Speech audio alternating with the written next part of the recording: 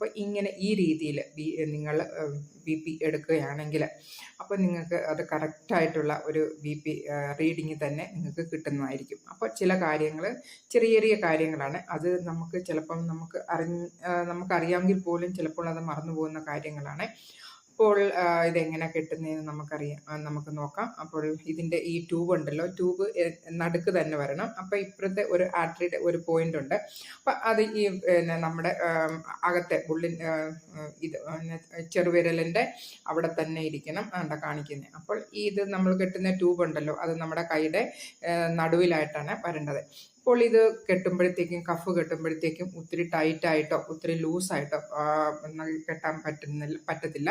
അപ്പോൾ നമ്മളിത് കെട്ടിക്കഴിയുമ്പോഴത്തേക്കും നമ്മുടെ ഒരു വിരൽ ഇട്ട് നോക്കുമ്പോഴത്തേക്കും അത്ര ലൂസ് വേണം. അപ്പോൾ ഇങ്ങനെയാണ് കെട്ടേണ്ടത്. പിന്നെ നമ്മുടെ കൈമുട്ടിൻ്റെ ഒരു